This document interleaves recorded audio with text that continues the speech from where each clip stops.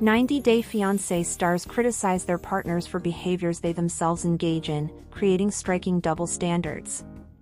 They demand loyalty, honesty, or financial responsibility, yet fail to uphold those same values in their own actions. This hypocrisy often fuels drama on 90-Day Fiancé, as fans quickly spot when cast members preach virtues they don't practice. These reality stars often judge others for their choices or past mistakes while hiding their own bad behavior on 90-Day Fiancé. Their actions don't match what they say about love, trust, or staying loyal. This difference between how they act on camera and in private causes a lot of drama and makes fans feel frustrated as the season goes on. Rob repeatedly criticized Sophie Sierra for being bougie when she expressed discomfort with sharing a bathroom, yet he lived in a place with a communal bathroom and drove a luxury car. He portrayed himself as self-made and struggling, but it was later revealed that he came from a wealthy family, contradicting his narrative of financial hardship. Rob accused Sophie of dishonesty while hiding his own online cheating behavior. He gaslighted her concerns and refused to acknowledge his actions as wrong. Additionally, he seemed to have a hard time accepting that Sophie was bisexual, yet later, was accused by Jasmine Pineda of being attracted to men. This behavior was Rob demonstrating a clear double standard. Angela frequently demanded respect and loyalty from Michael Ilisani, but rarely offered the same in return. She physically and verbally abused him by smashing his car in Nigeria, pushing him against walls, and shouting at him in front of others. Despite this aggressive behavior, she insisted that Michael cut off all female friends and social media activity, while she herself freely flirted and danced with men during cast events and public appearances without apology. Angela often accused Michael of lying and cheating, yet she kept secrets of her own, like undergoing cosmetic surgeries without telling him and emotionally engaging with another man she visited in Canada. She also promoted weight loss gummies and claimed they were working when she underwent bariatric surgery. These double standards in both her personal relationships and public persona highlight her consistent pattern of expecting behavior from others that she's unwilling to model herself.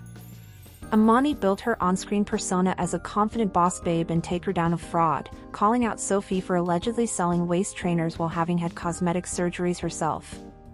She even leaked Sophie's private DMs to shame her, yet many viewers pointed out she's a self-promoter seeking clout and being a hypocrite while she flagrantly disregards those principles whenever convenient.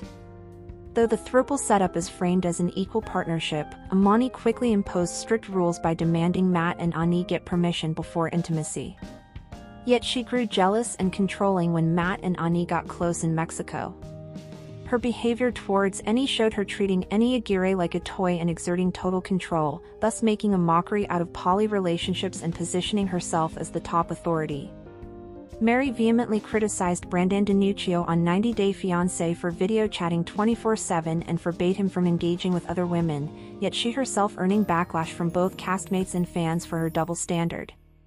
She defended her actions as confidence-boosting, but openly dismissed similar behavior from Brandon, underscoring a clear hypocrisy in how she judged his conduct versus her own. She claimed moral values and refrained from online clout-seeking while accusing Brandon of being a scammer, yet multiple reports revealed she started a fundraiser for purported colon cancer that turned out to be false. Viewers called her manipulative and well-versed in deception. The worst part is that she thinks she can hoodwink fans and get away with it all. This ongoing pattern of manipulation sharply contradicts the virtuous persona she projected on screen. Mohammed insisted Ivoriano follow Islamic customs, including modest dress, avoiding time alone with other men, and even installing a bidet for religious hygiene. However, he lived with Ive and was physically intimate with her before marriage, directly contradicting the religious principles he expected her to follow. His selective observance of his faith highlighted a clear double standard in how he applied those values to himself versus to Ive. He frequently pressured Ive to speed up the green card process and threatened to leave or find another sponsor if she delayed. At the same time, he showed little interest in her cultural or spiritual beliefs, dismissing her indigenous practices while expecting full compliance with his own. Mohammed's actions suggested his priorities were rooted more in immigration goals than in building a balanced and respectful relationship. Jasmine frequently criticized Gino Palazzolo for his financial choices, accusing him of being cheap and demanding expensive gifts. She even intentionally mislaid her engagement ring to pressure him into buying a more expensive one. However, she borrowed $2,000 from an Australian man to fund but implants without informing Gino, showcasing a double standard in her expectations and actions within their relationship. While Jasmine portrayed herself as a victim of Gino's alleged infidelity, she was secretly involved with Matt Brownies, whom she later revealed was the father of her third child.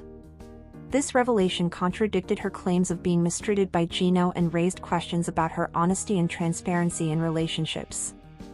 Adnan frequently imposed strict rules on Tiger-Lily Taylor, such as requiring her to switch to female practitioners for medical care and adhering to Islamic customs, despite her not being Muslim. He also criticized castmates for their behavior while engaging in similar actions himself. During the tell-all, Adnan's controlling behavior was evident as he stormed off stage to allow Tiger-Lily to answer questions alone, only to call his castmates idiot people backstage. His interactions with others were often confrontational and dismissive. Stephen presented himself as a devout Mormon, imposing strict religious standards on his fiancée, Alina, such as abstaining from coffee and premarital intimacy. However, he admitted to having been intimate with multiple women before meeting Alina, including one during their relationship. This double standard was evident when he pressured Alina to conform to his beliefs while disregarding the same principles himself. Throughout their relationship, Stephen manipulated Alina by gaslighting her concerns and dismissing her feelings. He downplayed his flirtations with other women and suggested that Alina should accommodate his desires, including discussing the possibility of a threesome. His behavior raised serious ethical questions, as he attempted to justify his actions by quoting Nelson Mandela, further highlighting his lack of self-awareness and the disparity between his professed values and actions. Jennifer has portrayed herself as a dedicated mother and professional, often emphasizing her commitment to her daughter and career. However, her social media presence and reality TV appearances have raised questions about her priorities. For instance, during her time on Jennifer has been criticized for her reactions to negative feedback her relationship with Jesse Meester, while her daughter, addressing concerns constructively, less visible in her posts, to block followers concerns about her involvement in her child's life, including those about her family. This approach contrasts with her public persona of openness and transparency, raising questions about her willingness to engage with criticism and her authenticity on social media. Leda frequently criticized Eric Rosenberg's financial decisions, including his child support payments, suggesting that they were burdensome and that eliminating them would free up money for their wedding and lifestyle. Despite her claims of financial hardship, she expected Eric to fund their wedding and living expenses. This double standard raised questions about her financial expectations